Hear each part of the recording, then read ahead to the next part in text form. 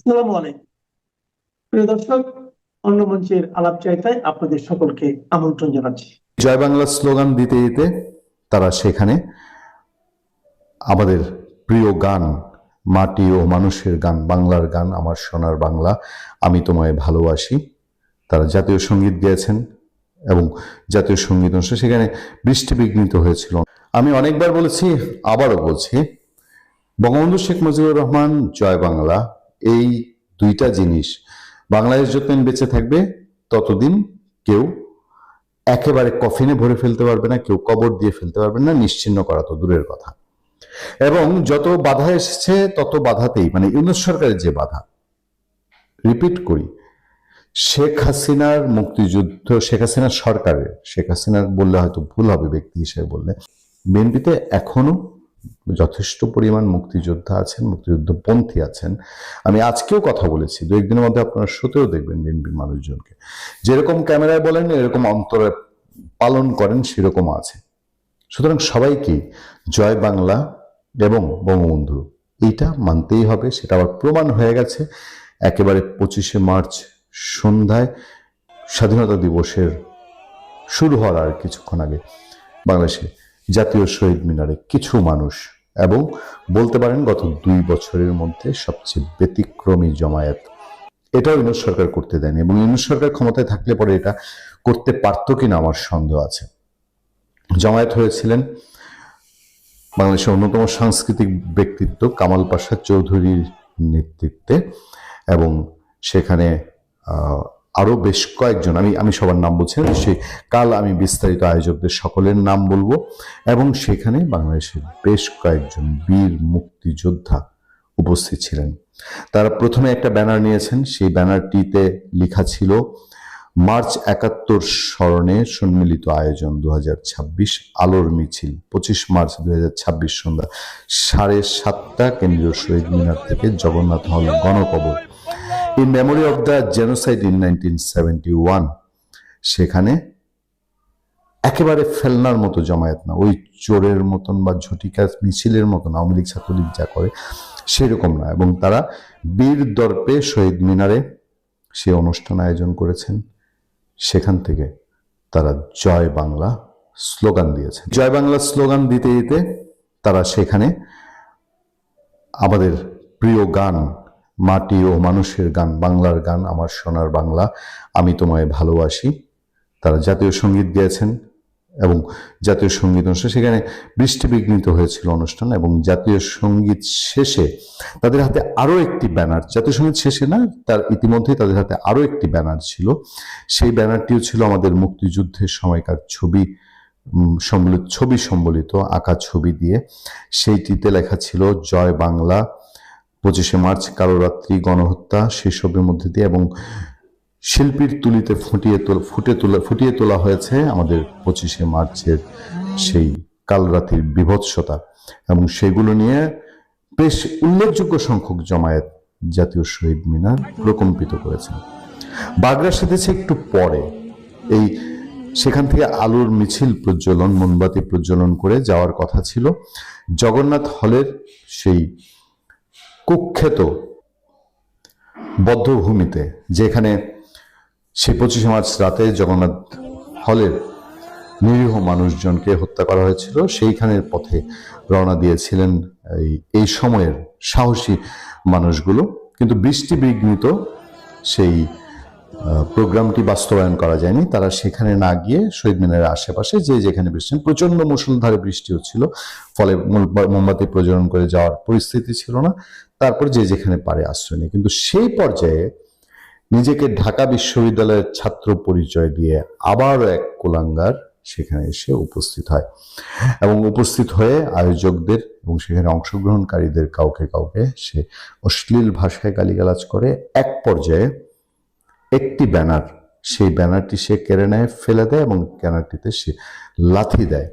সে বলার চেষ্টা করে আবার সেই পুরনো রূপ, সেই পুরনো বুলি, ফেসিবাদের দোসর, আওয়ামী লীগের এখানে আওয়ামী লীগ পুনর্বাসনের চেষ্টা হচ্ছে, হ্যান তেন।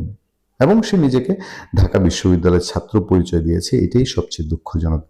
যাক, এই সিচুয়েশনে সেখানে অনুষ্ঠানের আয়োজক যারা তারা কেউ থেমে যাননি।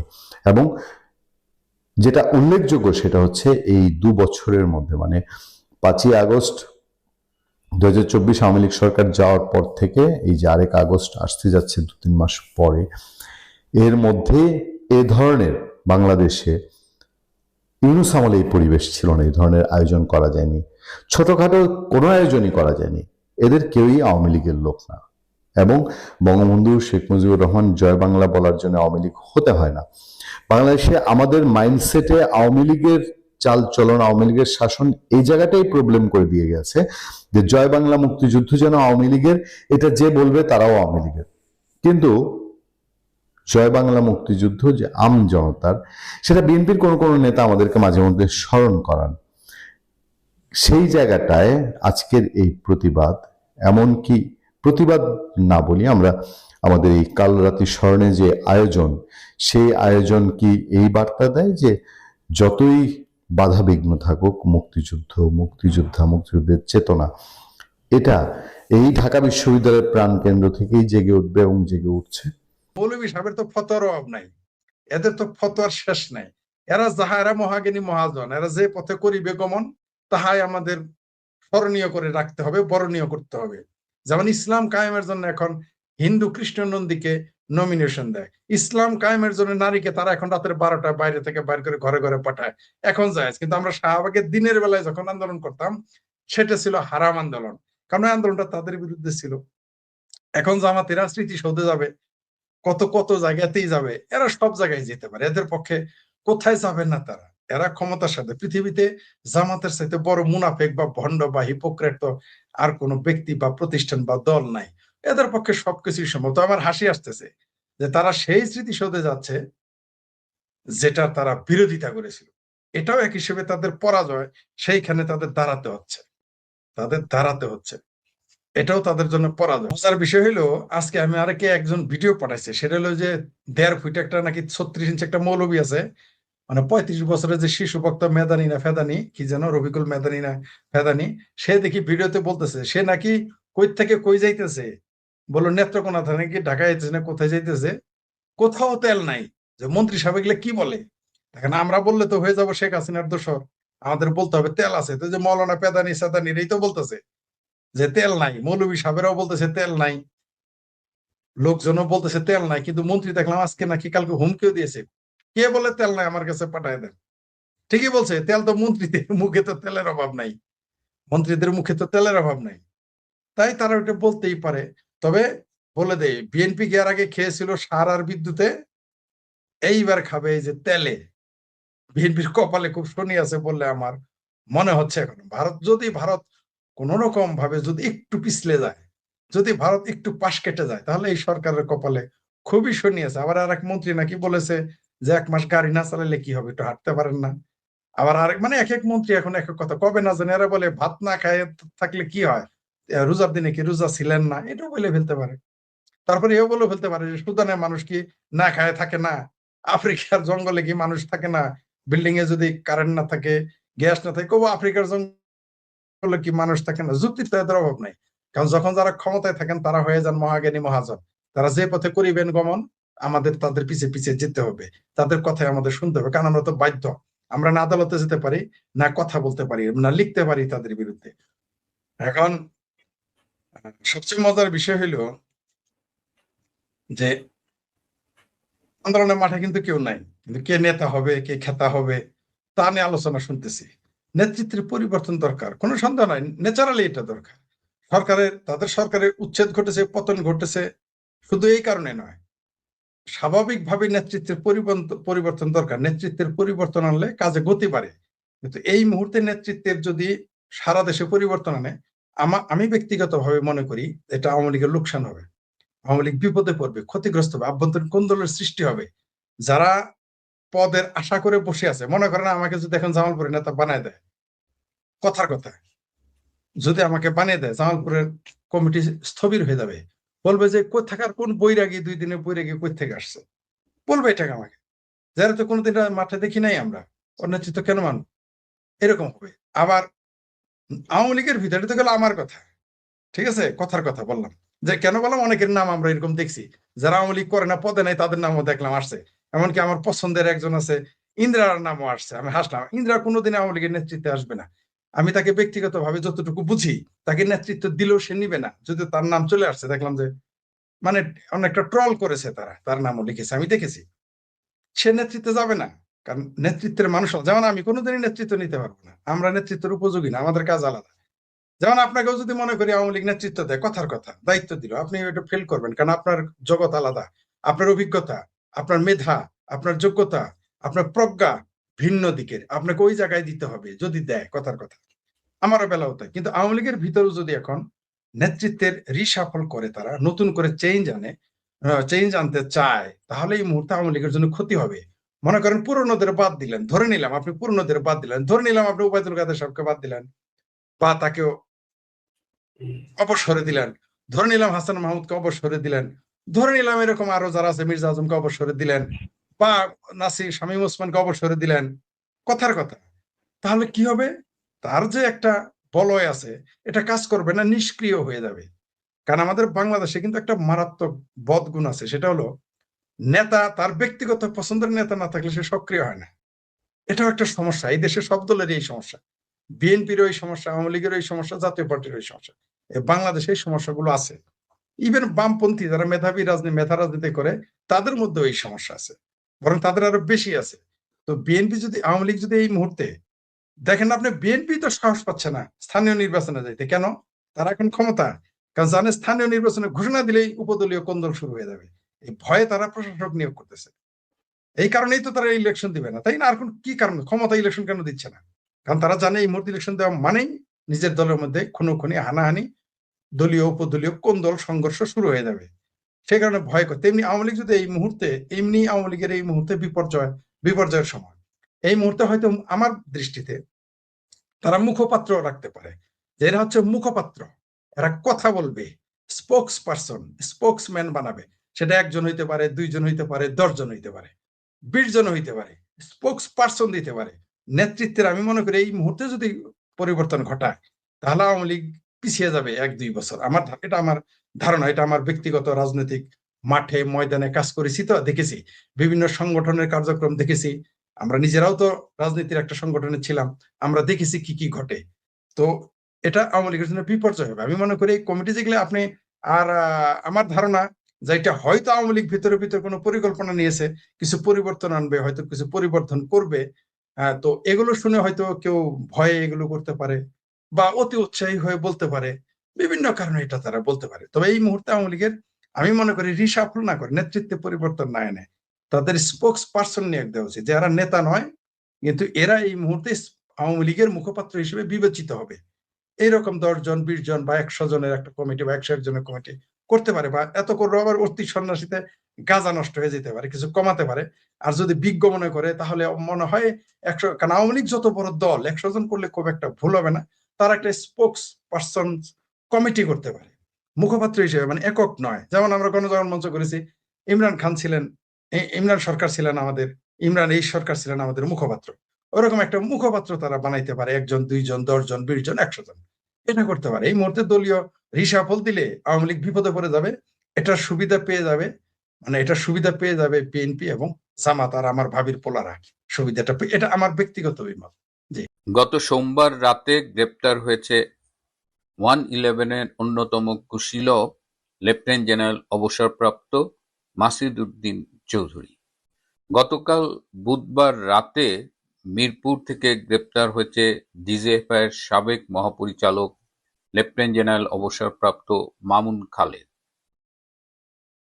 মাত্র দুদিনের মাথায় দুজন গুরুত্বপূর্ণ সাবেক সামরিক কর্মকর্তার গ্রেপ্তারের প্রেক্ষিতে এখন একটি প্রশ্ন উঠেছে, এরপরে তাহলে কার পালা?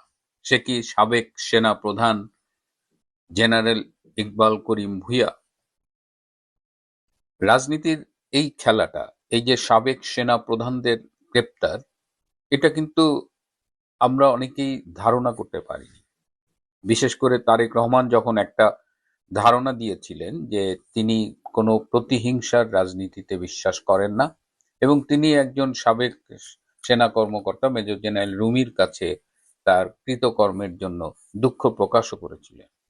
কিন্তু এই দুটো গ্রেপ্তারের পরে এই আলোচনাটা এখন নতুনভাবে আসছে। কি অপরাধ ছিল লেফটেন্যান্ট জেনারেল অবসরপ্রাপ্ত মাসুদ উদ্দিন চৌধুরী, সেটি নিয়ে আমি আপনাদের সাথে আগেই কথা বলেছি। এখন লেফটেন্যান্ট জেনারেল অবসরপ্রাপ্ত মামুন খালেদের কি অপরাধ? তিনি এই 111 সরকারের সময় তিনিও একজন গুরুত্বপূর্ণ সামরিক কর্মকর্তা ছিলেন এবং তিনি 2008-এর শেষ দিকে কাউন্টার ইন্টেলিজেন্স ব্যুরো ডিজিএফআই এর একটা অংশ তার পরিচালক হিসেবে দায়িত্ব পালন করেছেন। এছাড়া তিনি জলসিঁড়ি প্রকল্প আর্মি অফিসারদের জন্য একটা খুব দৃষ্টিনন্দন একটা হাউজিং প্লট করা হয়েছে, বিশাল প্রজেক্ট করা হয়েছে, সেই প্রজেক্টের সাথেও তিনি জড়িত ছিলেন। তার বিরুদ্ধে দুর্নীতির তদন্ত চলছিল। গত বছরের মে মাসে তার এবং তার স্ত্রীর বিদেশ যাত্রার উপরে নিষেধাজ্ঞা জারি করা হয়েছিল এবং তাকে গ্রেপ্তার করা হয়েছে মিরপুর থেকে, তার বাসা থেকে না। লেফটেন্যান্ট জেনারেল মাসুদ উদ্দিন চৌধুরীকে যেমন বারিধারা ডিওএইচএস এর বাসা থেকে গ্রেপ্তার করা হয়েছে, তাকে করা হয়েছে বাসার বাইরে অন্য জায়গা থেকে। তো এখন যেটা শুরুতেই বললাম যে এরপরে কি তাহলে সাবেক সেনাপ্রধান ইকবাল করিম ভূঁইয়া, আমি যখন ইকবাল করিম ভূঁইয়া নামটি বললাম আপনি তখন হয়তো ভাবছেন যে তা কি করে হয়। এই লোকটাকে জুলাই আগস্টে লাল বিপ্লবী হিসেবে দেখা গেছে। হ্যাঁ, তিনি রাওয়ায় প্রাক্তন সামরিক কর্মকর্তাদের নিয়ে মিটিং করেছেন, তিনি রাজপথে নেমেছেন, তিনি শেখ হাসিনার সরকারের পতনের জন্য আন্দোলন করেছেন, অন্তর্বর্তীকালীন সরকারের প্রধান হবার জন্য তিনি চেষ্টা করেছেন। তো ইকবাল করিম ভূঁইয়ার জুলাই আগস্টের ভূমিকা 2024 সালের, তার সাথে তার অতীতে বিশেষ করে সেনা প্রধান হিসেবে কিংবা তারও আগে তিনি কোয়ার্টার মাস্টার জেনারেল হিসেবে যখন দায়িত্ব পালন করছিলেন, লেফটেন্যান্ট জেনারেল ছিলেন, সেই বিষয়গুলো আপনি কিন্তু মেলাতে পারবেন না। এই ইকবাল করিম ভূঁইয়া সেই নাটের গুরু যে খালেদা জিয়াকে ক্যান্টনমেন্টে বাসভবন থেকে বের করার ব্যাপারে মূল ভূমিকা পালন করেছিল। জেনারেল জিয়াউর রহমান যে বাড়িটাতে ক্যান্টনমেন্টে থাকতেন, এটা ছিল একটা এ গ্রেডের প্রপার্টি। সেনা আইন অনুযায়ী কোনো এ গ্রেডের প্রপার্টি কাউকে দান করা যায় না। কিন্তু আপনারা জানেন যে একটা বিশেষ পরিস্থিতিতে জেনারেল এরশাদ এটি দান করেছিলেন জেনারেল জিয়ার স্ত্রী এবং পরিবারকে। তাহলে এই ইকবাল করিম ভূঁইয়া সেটা পয়েন্ট আউট করে বলেছেন যেহেতু এ গ্রেডের প্রপার্টি হ্যান্ড ওভার করা যায় না, কাউকে দেওয়া যায় না, so it was illegal. So কাগজে কলমে তাকে দেখে তাদের উচ্ছেদ করা হয়েছে, পরবর্তীতে বাড়িটা ভাঙা হয়েছে। কি করা যেত যেটা করা হয়নি আমি আলাপ করে জেনেছি যে প্রথমে এই এ গ্রেডের প্রপার্টিটাকে ডিগ্রেড করে ডাউনগ্রেড করে এটাকে বি গ্রেডের প্রপার্টি করা যেত এবং বি গ্রেডের প্রপার্টি করে তখন এইটা বেগম জিয়াকে দেওয়া যেত। কিন্তু যেহেতু দেওয়া হয়নি, যেহেতু দেওয়ার সময় একটা আইনের ব্যত্যয় ঘটেছিল, সেই সময় কোয়ার্টার মাস্টার জেনারেল হিসেবে দায়িত্ব পালনরত এই লেফটেন্যান্ট জেনারেল ইকবাল করিম ভূঁইয়া তখন সেটি পয়েন্ট আউট করেন এবং পরবর্তীতে বেগম জিয়ার উচ্ছেদ, বাড়ি ভাঙা সব কিছুতে তিনি মুখ্য ভূমিকা পালন করেন। এবং বেগম জিয়ার এই বাড়ি যখন ভাঙা হয়, তার যখন উচ্ছেদ হয়, এই সব কিছু ভিডিও করেছিলেন একজন সেই সময় মেজর পদের সামরিক কর্মকর্তা। তাকে আপনারা চেনেন, ইউটিউবে নিউ ইয়র্ক থেকে খুব বড় বড় কথা বলে, আমাদের এক ছোট ভাই। সে নিজে এই বাড়ি ভাঙার এই কাজগুলোতে ভিডিওর দায়িত্ব পালন করছিল। তো এই ইকবাল করিম ভূঁইয়া আওয়ামী লীগ আমলে এত বেশি বেনিফিট নিয়েছেন এবং অনেকে বলে এই যে জিয়াউর রহমানের বাড়ি ভাঙা, তাদের উচ্ছেদ করা, এর প্রধান পুরস্কার হিসেবে তিনি সেনা প্রধানের পদও পেয়েছিলেন। তিনি কিন্তু একটা 2 বছরের লং কোর্স করা আর্মি অফিসার না, তিনি 9 মাসের একটা শর্ট কোর্স করা লোক, যিনি সেনা প্রধান হয়েছিলেন। তিনি আওয়ামী লীগ সরকারের কাছ থেকে 250 মেগাওয়াটের একটা বিদ্যুৎ প্ল্যান্ট নিয়েছিলেন, যেটা মালয়েশিয়ার সাথে জয়েন্ট ভেঞ্চার করেছিলেন এবং পরবর্তীতে নিজের অংশটা বিক্রি করে মিলিয়ন মিলিয়ন ডলার তিনি আর্ন করেছেন। তার ডিওএইচএস এ একটা বাড়ি, সম্ভবত মহাখালীতে তার একটা বাড়ি, জায়গায় বাড়ি করেছেন। সেই বাড়ি করতে গিয়ে যদি প্ল্যান মানেনি, যে নিয়ম কানুন সবকিছুর ব্যত্যয় করেছে ব্যক্তিগত ক্ষমতা দেখি। তিনি 2009 সালের ডিসেম্বরে জলসিঁড়ি আবাসিক প্রকল্প যেটার কথা বলছিলাম সেটা চেয়ারম্যান নির্বাচিত হন এবং 2010 সালের 23শে অক্টোবর এই জলসিঁড়ি প্রজেক্টে অনেকের কাছ থেকে জমি জোর করে নেওয়া হয়েছে, নামমাত্র টাকায় নেওয়া হয়েছে। তো গ্রামবাসীরা দলবদ্ধ হয়ে তারা এটার প্রতিবাদ জানিয়েছিল, তারা এই জমি জলসিঁড়ি প্রজেক্টে দিতে চায়নি। তখন সেনা ক্যাম্প থেকে গুলি করা হয়েছিল এবং সেখানে প্রচুর লোক হতাহত হয়েছিল। কিন্তু সেখানে এই তখন ডিজিএফআই দিয়ে ভয়ভীতি দেখিয়ে টাকা দিয়ে এই হত্যা মামলা করতে দেওয়া হয়নি। গ্রামবাসীকে তাদের অধিকার থেকে বঞ্চিত করা হয়েছিল এবং শক্তি দেখিয়ে তাদের আইনি যে অধিকার সেটিও তাদের রক্ষা করা যায়নি। তো এই হলো ইকবাল করিম ভূঁইয়া, শেখ হাসিনার সরকারের অন্যতম বেনিফিশিয়ারি। পরবর্তীতে তিনি ভোল বদলেছেন এবং নিজেকে বাঁচানোর জন্য তিনি অনেক কাহিনী করেছেন। একজন সাবেক সেনাপ্রধান হওয়া সত্ত্বেও তিনি আইসিটিতে গিয়ে সেনাবাহিনীর কর্মকর্তাদের বিরুদ্ধে মিথ্যে সাক্ষী দিয়েছেন। সো এখন তার সেই আমলনামা ধরে টান পড়েছে এবং তিনি ব্যক্তিগতভাবে ভয়ে আছেন। তিনি আশঙ্কা করছেন যে কোনো সময় গ্রেপ্তার হতে পারেন। শুধু যে সেনা কর্মকর্তারাই গ্রেপ্তার হবে তা না, 111-এর সাথে জড়িত অনেক সুশীলও কিন্তু গ্রেপ্তারের তালিকায় রয়েছেন। সেই সময় যেসব সুশীল এই 111 সরকারের পালে হাওয়া দিয়েছিল তাদের দিকেও গোয়েন্দারা নজর রাখছে এবং কয়েকজন দেখলাম বেশ ভীত সন্ত্রস্ত এবং তারা বলছে যে আমরা কি অন্যায় কিছু করেছিলাম কিনা, তারা ভুলে গেছে। তাদের মধ্যে একজন, তিনি বিশেষ আতঙ্কে আছেন এবং তিনি, তাকে আমি নাম না বললেও আপনারা চিনবেন, তিনি জাতিকে বলেছিলেন যে শেখ হাসিনার সরকার $16 বিলিয়ন প্রতি বছর পাচার করেছে। এরকম একটা কাল্পনিক হিসাব দিয়েছিল, যেটা এই 15 বছরের হিসাব করলে অনেক টাকা হয়ে যায়। তো ন্যাচারালি তাকে অনেকে জিজ্ঞেস করেছিলেন যে আপনি এই ফিগারটা পেলেন কোথায়। তো বলেন যে আমি কি করব, আমাকে তো এজেন্সি থেকে সাপ্লাই করেছে। তো এজেন্সি থেকে সাপ্লাই করছে আপনি বলছেন কেন? আপনি মিথ্যে কথা বলে একটা সরকারের উপরে একটা কালিমা লাগিয়ে দিলেন এবং আজকে আপনি ভয় পাচ্ছেন।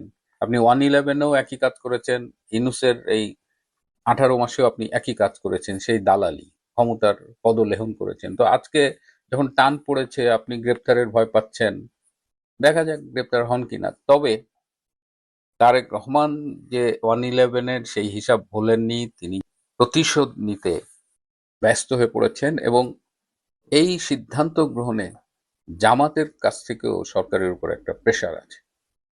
সুতরাং সেটিও তারেক রহমানের এই সিদ্ধান্ত গ্রহণকে ত্বরান্বিত করছে। এখন আমরা অপেক্ষা করি, দেখা যাক আগামীতে কাকে গ্রেপ্তার করা হয়। প্রিয় বন্ধুরা, আজ বাংলাদেশের স্বাধীনতা দিবস। এখনো প্রতিকূল পরিবেশেই স্বাধীনতা উদযাপিত হয়। ইউনূসের আমলে তো আপনারা দেখেছেন, এবার অন্তত কিছুটা উন্নতি হয়েছে। আজকে স্বাধীনতা দিবসের কুচকাওয়াজ হয়েছে। সবাইকে স্বাধীনতা দিবসের শুভেচ্ছা। একটা বিষয় যে আজকে ইকবাল করিম ভূঁইয়া কিন্তু এই স্বাধীনতা দিবসের কুচকাওয়াজে যাননি, অর্থাৎ তিনি ইতিমধ্যেই একটা প্রিপারেশন হয়তো নিচ্ছেন যে কোনো মুহূর্তে তিনি গ্রেপ্তার হতে পারেন। গতকালকে আমি একটা ভিডিও করেছিলাম, তাতে বলেছিলাম যে জাহাজ ভিড়লেই প্রতিবেশী দেশগুলো পাবেন, তেল পাবেন। পরশুদিন মোদি পুতিনের সঙ্গে কথা বলেছিলেন, সে কথাও আমরা গতকালকে আলোচনা করেছি। আপনাদের মতামতও আপনারা দিয়েছেন, সবাই ভালো মতামতই দিয়েছেন। তো এখন দেখবেন আমার কমেন্ট অনেক কম, আমি কমেন্ট রেস্ট্রিক্টেড করে দিয়েছি, তার জন্য কমেন্ট অনেক কম আসে। ওই জন্য আপনারা ভাবেন কেউ বোধহয় কমেন্ট করছে না, তা নয়, কমেন্ট রেস্ট্রিক্টেড করে দিয়েছি। আচ্ছা, আজকে আমাদের কাগজে, কালকে যেটা বেসরকারিভাবে জানিয়েছিলাম, আজকে আমাদের কাগজে সরকারিভাবে তেল মন্ত্রক থেকে জানানো হয়েছে যে ফেব্রুয়ারিতে দ্বিগুণ তেল আসছে রাশিয়া থেকে, ফেব্রুয়ারির দ্বিগুণ তেল আসছে রাশিয়া থেকে।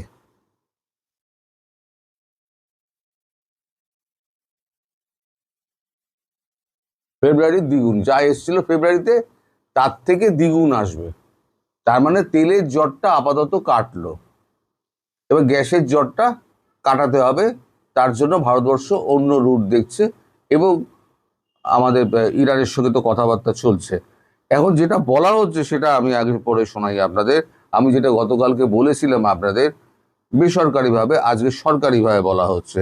রাশিয়া থেকে তেল কেনা হচ্ছে, সুবিধাজনক পরিস্থিতি তৈরি হলে ইরান থেকেও তেল জ্বালানি কিনতে ভারত তৈরি বলে সরকারি সূত্রের দাবি। পশ্চিম এশিয়া যুদ্ধের ফলে অশোধিত তেল এবং রান্নার গ্যাসের যোগান সংকট নিয়ে তৈরি হয়েছে। সেখান থেকে ভারতে আসার পথে জ্বালানি বহনকারী একাধিক জাহাজ হরমুজ প্রণালীতে আটকে পড়েছে। এই পরিস্থিতিতে পণ্যগুলিকে বিকল্প উৎসের সন্ধানে নেমেছে ভারত। সূত্রের খবর, রাষ্ট্রায়ত্ত তেল সংস্থা এবং শোধনাগারগুলি রাশিয়া থেকে 6 কোটি ব্যারেল অশোধিত তেল কিনছে। তা এপ্রিলে ভারতে পৌঁছাবে। মার্চে আসবে। রাশিয়ার প্রায় একই পরিমাণ তেল যা ফেব্রুয়ারি থেকে কেনা হয়েছিল তার দ্বিগুণ। একই সঙ্গে সরকারি সূত্র জানিয়েছে ইরান থেকে 1000 এলপিজি কিনছে নয়াদিল্লি। অরোরা নামের একটি জাহাজ শীঘ্রই ভারতে পৌঁছাতে পারে। জাহাজ মন্ত্রকের বিশেষ সচিব রাজেশ কুমার সিনহার অবশ্য দাবি, এমন কথা তার জানা নেই। সংবাদ সংস্থা রয়টার্সের খবর, ইরানের 50 লক্ষ ব্যারেল অশোধিত তেল কিনছে রিলায়েন্স ইন্ডাস্ট্রি। সরকারিভাবে যদিও এই তথ্য জানানো হয়নি। ভারতের শোধনাগারে ওই তেল থেকে পেট্রোল ডিজেল তৈরি হয়ে বিশ্ব বাজারে সরবরাহ হলে যোগানের সমস্যা অনেকটাই মিটবে। তার মানে বিশ্ব বাজারে, আমি গতকালকে দিয়েছিলাম যে বিশ্ব বাজারে তেল রপ্তানি এবার ভারত করবে, কারণ ভারতের তেল শোধনাগার প্রচুর আছে এবং তাদের ক্যাপাসিটি প্রচুর। ভারত অশোধিত তেলের জন্য আমদানি নির্ভর হলেও দেশের শোধনাগারগুলির উৎপাদন ক্ষমতা বিপুল। আজ তেল মন্ত্রকের যুগ্ম সচিব সুজাতা শর্মার দাবি, সংস্থাগুলি কোথা থেকে তেল কিনবে তা পুরোপুরি নীতিগত এবং তাদের বাণিজ্যিক সিদ্ধান্ত। ইরানের থেকে জ্বালানি কেনা হলে কিভাবে তার দাম মেটানো হবে তার উত্তর দিতে চাননি তিনি। মানে উত্তরটা আমি জানি কিন্তু পরে বলবো। দামটা কি করে মেটাবে উত্তরটা আমি জানি। মোদিজি রাশিয়া যান, রাশিয়া গিয়ে পুতিনের সঙ্গে কথাবার্তা হোক, ইরানের আরাগাছি আসুন, আব্বাস আরাগাছি আসুন, কথাবার্তা কমপ্লিট হলে ওই কিভাবে সুদ হবে সে খবরটা কিন্তু আমি জানি, কিন্তু এখন বলবো না। এখন বললে জিনিসটা খারাপ হবে। তো যাই হোক, মানে কিছু কিছু খবর আছে যেগুলো লিক করে আসে, সেগুলো তো বলাটা ঠিক নয়, কারণ তাতে বিশ্বাসযোগ্যতা নষ্ট হয়ে যায়। মানে যিনি আমায় বলছেন, তিনি তো বিশ্বাস করে বলছেন, তিনি আর ভবিষ্যতে কোনো রকম খবর টবর আমায় দেবেন না। ফলে আমি যেটা কালকে বলেছিলাম যে তেল জাহাজ ভিড়লেই, ডকে ভিড়লেই তেল পাবে আমাদের সমস্ত দেশগুলো, যাদেরকে আমরা তেল দিই। এটা আজকে একটা সরকারি সিলমোহর পড়লো। এদিকে যুদ্ধের তো মানে থামাথামির কোনো লক্ষণ নেই। ট্রাম্প যদিও বলছেন 5 দিনের উনি যুদ্ধ বিরতি দিয়েছেন, উনি কিন্তু মেরে যাচ্ছেন। আর ইরানও সমানে মেরে যাচ্ছে। ইরান এমন মারছে, একদিনে গতকাল রাতে ইসরায়েলের 10টা জায়গায় ক্লাস্টার বোম ফেটেছে। মানে বাড়ি ঘরদোর আজকে যা বেরিয়েছে সেগুলো দেখানো যাবে না। বাড়ি ঘরদোর ধ্বংসাবশেষ হয়ে গেছে একদম ইসরায়েল। আর সেই ইসরায়েল নেই এখন। নেতানিয়াহু একটা জায়গায় বেরিয়েছিলেন, মাঝে উঠেছিল না, নেতানিয়াহু মারা গেছেন, এআই দিয়ে করা হচ্ছে, 10টা আঙুল দেখা গেছে। নেতানিয়াহু কালকে বেরিয়েছিলেন। কালকে বেরিয়ে উনি একটুখানি পাবলিকের সঙ্গে কথা বলছিলেন, তাদের সাহস দিচ্ছিলেন। এই সময় একটা মিসাইলের আওয়াজ হয় দাম করে, আর নেতানিয়াহু সেই যে দৌড়, সেটা সমাজ মাধ্যমে একেবারে ভাইরাল হয়ে গিয়েছে। নেতানিয়াহু শব্দ পেয়ে পাঁই পাঁই দৌড়চ্ছেন। ভিডিওটা বড় মজার ভিডিও। আমি লাগালে আমি একটা আমি স্ট্রাইক খেয়েছি। আমি আর ওই জন্য ভিডিও লাগাই না, একটা স্ট্রাইক খেয়ে গেছি।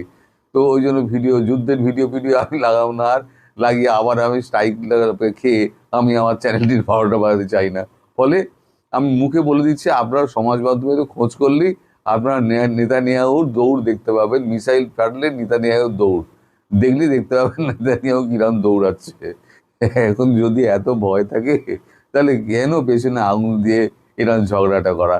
যদিও ভারতবর্ষ ইসরায়েলের বন্ধু, ইসরায়েলের সঙ্গে আছে, কিন্তু ইরান তো বলেছিল আমরা নিউক্লিয়ার তৈরি করছি না। তোমরা বলেছ আমরা নিউক্লিয়ার করা বন্ধ করে দিয়েছি, আমরা আমাদের ইউরেনিয়াম এনরিচ করছি, আমরা 15% পর্যন্ত যেটা আমাদের জ্বালানি ফালানির ক্ষেত্রে আমরা বিদ্যুৎ উৎপাদনের ক্ষেত্রে ব্যবহার করব। সহ্য হলো না, আমেরিকার বাহাদুরের সহ্য হলো না। আমেরিকা বাহাদুর গিয়ে দাঁড়াম দাঁড়াম করে মেরে দিল।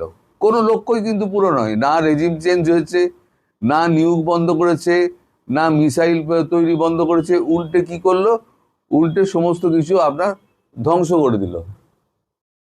তো যাই হোক, যুদ্ধ যে এখনই থামছে না সেটা ইঙ্গিতটা আমি আগেও দিয়েছিলাম, আবারও দিচ্ছি, যুদ্ধ থামছে না।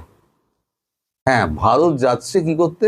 ভারত যাচ্ছে হরমুজটাকে ক্লিয়ার করতে, যাতে ভারতীয় জাহাজগুলো সেখান থেকে আসতে পারে। ভারত চাইছে টানুক লম্বা। ভারত কেন যুদ্ধবিরতি যেতে চাইবে? ভারতকে জিজ্ঞেস করেছিল? মালিক যখন আক্রমণ করলো ভারতকে জিজ্ঞেস করেছিল? তাহলে এদোর ওদোর ঘুরে ঘুরে মালিক যখন ব্যর্থ হয়েছে তখন এখন ভারতের মোদির পায়ে এসে পড়েছে যে এবার আপনি যুদ্ধটা বন্ধ করার ব্যবস্থা করুন। ভারত কেন করতে যাবে? খেঁচ লম্বা খ্যাঁচ যুদ্ধ এখন 40 ট্রিলিয়নে পৌঁছে গেছে। আমি যেটা বলছিলাম, ধার, আমেরিকার ধার 39 থেকে 40-এ পৌঁছেছে। এটা আর 1 বছর গেলে পরে মোটামুটি বছরখানে যদি টানতে পারে তাহলে পরে মোটামুটি 50 ট্রিলিয়ন পৌঁছে যাবে। একেবারে আমেরিকার ইকোনমি একেবারে ধ্বংস। এদিকে আবার যত জেরাল আছে, ফোর্ড আছে, সমস্ত জাহাজ ফাহাজ নাকি ওইদিকে রওনা করিয়েছে। আর রওনা করিয়ে লাভ কি? জাহাজ তো ইরানের যে পারস্য উপসাগরের পেছন দিকে একেবারে 800 নটিক্যাল 1000 নটিক্যাল মাইল দূরে দাঁড় করিয়ে রেখে দিয়েছ। এত তোমাদের দম! আমি বলেছিলাম না, দম থাকলে, হিম্মত থাকলে ইরানের মাটিতে পা দিয়ে দেখা। যা ঠেঙানি খাবে না আর যত লাশ পড়বে। ওদের দেশে কি বলে আমি জানি না, ওরা ডেড বডি বলে। আমরা যেমন বলি শহীদ, ওরা ডেড বডি বলে। যে কত যে পড়বে তার কোনো ইয়ত্তা নেই। তো যাই হোক, সেটা একটা বিক্ষোভের কারণ হতে পারে। সেটা তো ট্রাম্প ভয় পাচ্ছেন। ট্রাম্প সব দিক দিয়ে ঘেরা পড়ে গেছে আর কি। মালিক এখন ঘেরা পড়ে গেছে। মালিক এখন বেরোবার জন্য হাঁক পাক করছে, কিন্তু মালিক এত তাড়াতাড়ি বেরোতে পারবেন না। মালিক এখানে ফেসে গেছেন। মালিক প্রতিবার যুদ্ধ বাদিয়ে মালিক কেটে পড়েন, এবার মালিক ফেসে গেছেন। কারণ মালিককে মারার জন্য ওখানে হুতি আর হিজবুল্লাহ বসে আছে, কিন্তু তারা কিন্তু একটা ড্রোন কিন্তু, খবরটা সত্যি, যে টেক্সাসের একটা তেল শোধনাগারে, সব থেকে বড় তেল শোধনাগারে মেরে দিয়েছে। এবার বাকি শহরগুলোতে মারবে না তার কি গ্যারান্টি আছে? ফলে এই যে যারা এখন দুহাত তুলে নাচছে যে আমেরিকা টাইট করে দেবে, আমেরিকা এখন নিজে টাইট হয়ে গেছে। আমেরিকার অবস্থা কিন্তু খুব খারাপ। ট্রাম্প এখন ওই ইঁদুর কলে পড়ার মতো অবস্থা ট্রাম্পের। এখান থেকে মুক্তির উপায় এত তাড়াতাড়ি হবে না। আর ভারত এত তাড়াতাড়ি ট্রাম্পকে মুক্তি দেবে না। যত ভারতকে জ্বালিয়েছে তার প্রত্যেকটা হিসেব চুন চুনকে নেবে। তো যাই হোক, আমি যেটা গতকালকে বলেছিলাম যে তেল যদি জাহাজ যদি ফেরে তাহলে সবাই তেল পাবেন। এখন ফেব্রুয়ারিতে যা আসছে তার দ্বিগুণ তেল আসবে। সুতরাং তেল এবং গ্যাসগুলোর সমস্ত জাহাজগুলো আছে